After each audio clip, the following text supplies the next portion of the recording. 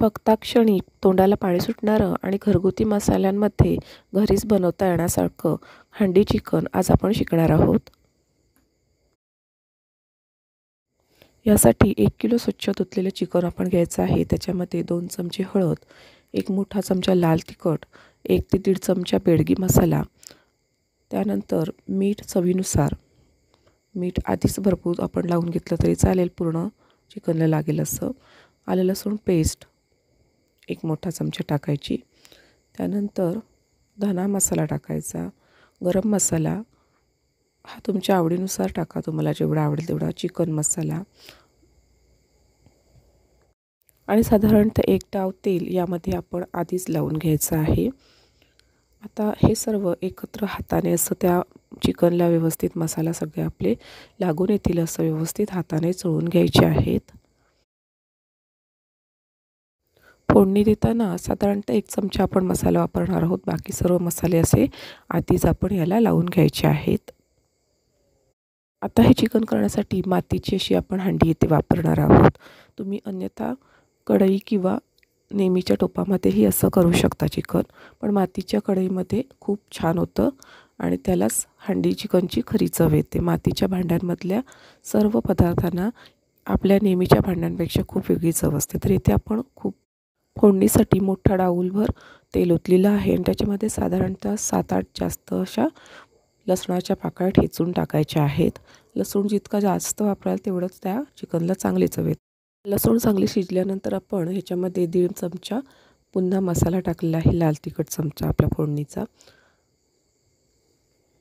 आणि मसाल्याचा कलर तेलामध्ये सुटल्यानंतर लगेचच आपल्याला त्याच्यामध्ये आपण तयार केलेलं पेस्ट लावलेलं सर्व मसाले लावलेले हे चिकन त्यामध्ये सोडायचं आहे. आणि याच्यामध्ये आता आपल्याला एकही थेंब पाणी टाकायचं नाही आहे.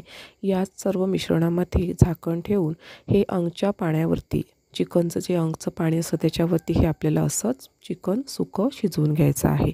आपोआप त्याला खूप पाणी सुटतं, इतर वरून पाणी टाकायची काही गरज नसते. आणि त्या अंगच्या सुटलेल्या पाण्याची खूप म्हणजे त्या चिकनची खूप चव खूप छान असते. आपोआप त्याला असा तेलातून आणि त्याच्या सर्व मसाल्यांतून कट सुटतो साईडला आणि त्या कटावरती हे चिकन छान असं शिजतं आणि त्याच चिकनची खरी चव असते. आता इथे सांगायचं झाल्यास मी माझ्याकडे जे घरगुती मसाले होते ते मी वापरलेले आहेत. तर तुम्ही काय करू शकता, तुमच्याकडे जर काळा मसाला किंवा इतर ठेचा मसाला जे असतील तुम्ही जे यूज करत असाल चिकनमध्ये, ते मसालेसुद्धा यामध्ये वापरले तरी चालू शकतात.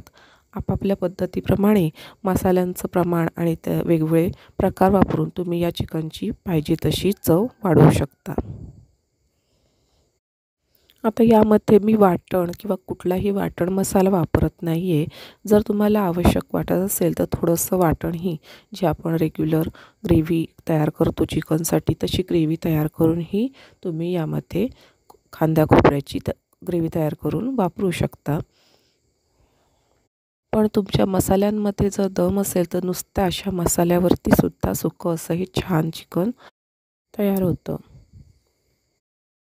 तुम्ही अनुभव घेऊन बघा. मातीची भांडी आणि इतर भांडी यांच्या शिजण्याच्या प्रक्रियेमध्ये खूप फरक असतो. मातीच्या भांड्यामध्ये शिजणारं कोणताही पदार्थ हा चवीने रुचकर होतो, कारण त्याची तापण्याची जी कॅपॅसिटी असते ती खूप पॉवरफुल असते. खूप चांगल्या पद्धतीने त्याच्यामध्ये पदार्थ शिजला जातो आणि त्या पदार्थाची चव इतर भांड्यामध्ये केलेल्या पदार्थापेक्षा नक्कीच खूप छान होते. तर असं हे मातीच्या हंड्यामधलं आपलं चिकन खूप छान झालेलं आहे. आपण त्याच्यामध्ये थोडं कोथिंबीर बारीक चिरून टाकलेलं आहे आता आणि पुन्हा थोडा वेळ आपण हे असंच शिजत ठेवायचं आहे. आता आपलं हंडी चिकन शिजून पूर्ण तयार झालेलं आहे आणि अतिशय मस्त भन्नाट अशी त्याला चव आलेली आहे, वास आलेला आहे, सुगंध. आणि त्याचबरोबर त्याला कटसुद्धा असं बघा साईडने छान मस्त सुटलेला आहे. या नुसत्या रश्श्याबरोबरसुद्धा छान असं आपल्याला भाकरी, भाजी, चपाती खाता येते. खूप भन्नाट चवीचं असं हंडी चिकन इथे तयार झालेलं आहे. अगदी चुलीवरचं गावरान चिकन जसं असतं तसं छान याला मस्त कट सुटलेला आहे. तर हंडी चिकनची ही रेसिपी तुम्हाला आवडली असेल तर नक्की व्हिडिओला लाईक करा. चॅनलवरती नवीन असेल तर सबस्क्राईब करा आणि असेच छान छान रेसिपी पाहत राहा.